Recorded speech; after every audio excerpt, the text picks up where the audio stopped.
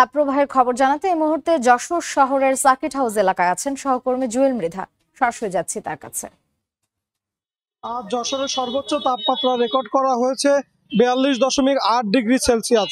এটি এই মৌসুমের সর্বোচ্চ তাপমাত্রা এবং নিকট অতীতে এত তাপমাত্রা অনুভূত হয়নি যশোরে।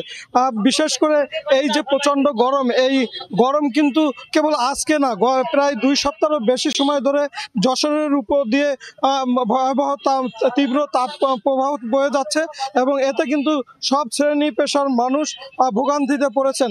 মানুষের নাভিশ্বাস ওঠার পর্যায়ে চলে গেছে এবং শ্রমজীবী মানুষ খুব ভোগান্তিতে আছে। যারা কর্মের জন্য শহরে বের হয়েছেন তারা আসলে দিনের বেশিরভাগ সময় কাজ করতে পারছেন না। নির্মাণ শ্রমিকরা কাজ করতে পারছেন না।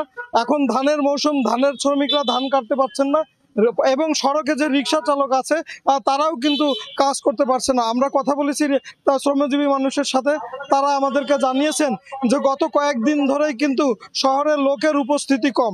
যে লোক আছে তারা তাদের খুব একটা আয় ইনকাম হচ্ছে না এবং এই প্রচণ্ড গরমে মানুষ যখন নাভিশ্বাস অবস্থা, তখন মানুষের পাশে কিন্তু বিভিন্ন স্বেচ্ছাসেবী সংগঠন দাঁড়িয়েছে।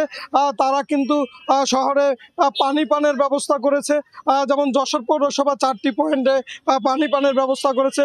এছাড়া বিভিন্ন সংগঠন পানির ব্যবস্থা করেছে। এখনো আমি যেখানে আছি এখানে বাংলাদেশ ইসলামী আন্দোলন এই তপ্ত বিকেলে এখন কিন্তু পানির ব্যবস্থা করেছে এবং শ্রমজীবী মানুষ যারা সড়ক দিয়ে যাচ্ছেন তারা কিন্তু প্রত্যেকে দাঁড়িয়ে এই পানি পান করছেন একটু স্বস্তির জন্য।